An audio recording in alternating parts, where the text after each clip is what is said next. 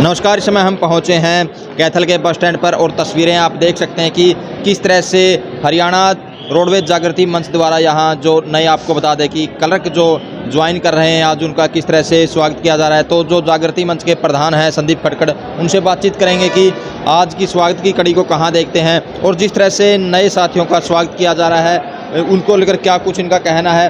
राम राम प्रधान जी। नमस्कार जी विक्रम जी, पहले तो आपका दिल की गहराई से हार्दिक अभिनंदन स्वागत करता हूं मैं, जो आप यहां पर आए और हमारी आवाज़ को बार बार मीडिया के माध्यम से उठाते रहते हैं जी। तो आज बताइए क्या कुछ सम्मान आप लोगों ने किया है। मैं बताना चाहूँगा आपके माध्यम से, जो सरकार की पॉलिसी थी ऑनलाइन ट्रांसफ़र तबादला नीति, उसके तहत ये हमारे साथी जिन डिपो से ट्रांसफ़र होकर क्लैरिकल स्टाफ है जो यहाँ पर आए, हम इनका दिल की गहराइयों से हार्दिक अभिनंदन स्वागत करते हैं और साथियों को आश्वासन भी देना चाहूँगा कि किसी भी तरीके से किसी भी प्रकार से इनको परेशानी का सामना नहीं होने दिया जाएगा।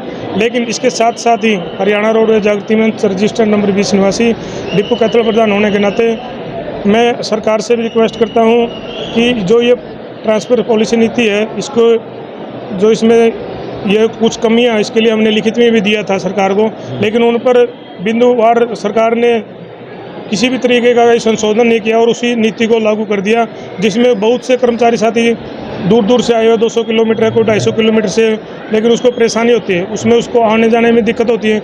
जहाँ तक कहना चाहेंगे कि क्लैरिकल स्टाफ तक तो ठीक है, 9 से 5 तक की ड्यूटी हो जाती है, लेकिन जो रनिंग स्टाफ है, मान लिया चालक परिचालक है, वो गलत है, वो रनिंग स्टाफों को तो ये दिक्कत है। तो हम सरकार से अनुरोध करते हैं, रिक्वेस्ट करते हैं कि जो ये चालक और परिचालक इसको इस नीति से बाहर किया जाए। जैसे पुलिस महकमे में भी पुलिस कर्मचारियों के ऊपर ऑनलाइन नीति लागू नहीं होती, इसी तरीके से चालक और परिचालक ये नीति लागू नहीं होनी चाहिए।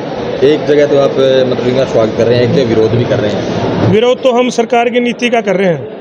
सरकार की नीति का विरोध इसलिए कर रहे हैं, जो साथी मान लीजिए आप 20 किलोमीटर 200 किलोमीटर 250 किलोमीटर से उसको तो दिक्कत है ना कहीं, लेकिन स्वागत इसलिए कर रहे हैं कि जो साथी यहाँ पर आए हैं हम उनको आश्वासन देते, पूरे आश्वस्त करते हैं कि वे किसी भी तरीके से जैसे पहले अपने डिपो में थे, होम डिपो में थे, तो उसी तरह से इनका बिल्कुल स्वागत किया जाए, किसी भी तरह परेशानी होने से दिया जाएगा। हमारे बड़े भाई होने के नाते, छोटे भाई होने के नाते उनको भरपूर प्यार मिलेगा यहाँ पर। तो कितने साथियों ने ज्वाइन किया, कितने के ट्रांसफर हुआ?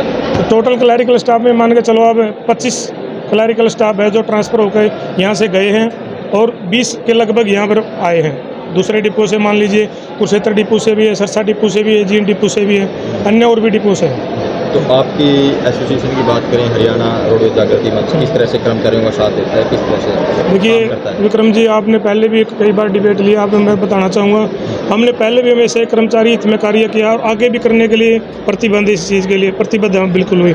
हम हमेशा ही कर्मचारी की आवाज़ उठाते हैं, किसी भी प्रकार से कर्मचारी का शोषण नहीं दिया जाता है किसी भी अधिकारी के द्वारा या सरकार के द्वारा। हम समय समय पर प्रत्येक कर्मचारी की आवाज़ उठाते हैं, मीडिया के माध्यम से भी, न्यूज़पेपर के माध्यम से भी, और सरकार को लिखित में भी समय समय अनुसार देते रहते हैं। इसी आवेज में आपको मैं बताना चाहूँगा कि पिछले 2 साल का पेंडिंग भत्ता, रात्रि भत्ता होता है जो हमारा पेंडिंग है, लेकिन बार बार रिमाइंडर देने के बावजूद भी सरकार ने उस पर अभी तक भी कोई संज्ञान नहीं लिया। उसके आवेज में हरियाणा रोड जागृति मंच के द्वारा PST महोदय या DG महोदय को लीगल नोटिस भी जारी करवा दिया जाएगा। आप बताइए क्या नाम है? नमस्कार, मेरा नाम सुंदरलाल है। कहाँ से? मैं जींद से ट्रांसफ़र होकर आया हूँ। अच्छा। मैं डिपो प्रधान श्री संदीप हैं, इनका धन्यवाद करता हूँ कि इन्होंने हमारे यहाँ पहुँचने पर स्वागत किया।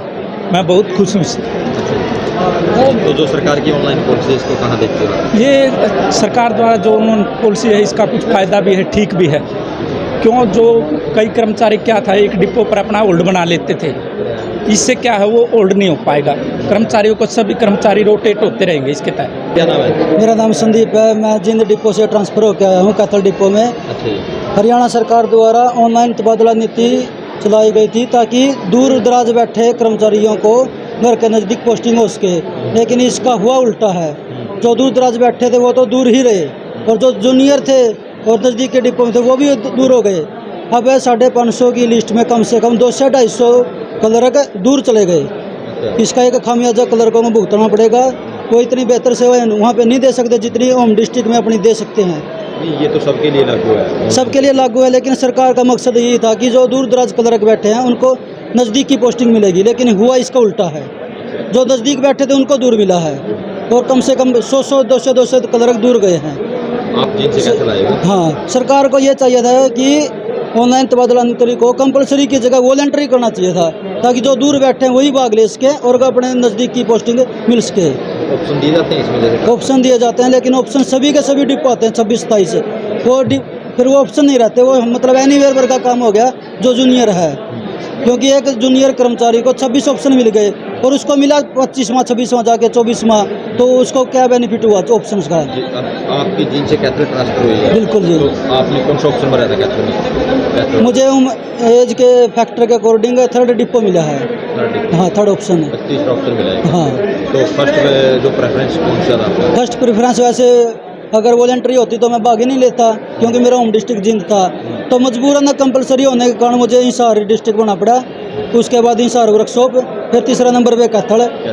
तो एज फैक्टर के अकॉर्डिंग मुझे कैथल मिला है, लेकिन इसका खामियाजा उन लोगों को भुगतना पड़ेगा जो जूनियर हैं, इसलिए यह पॉलिसी कंपलसरी की जगह वॉलंटरी होनी चाहिए।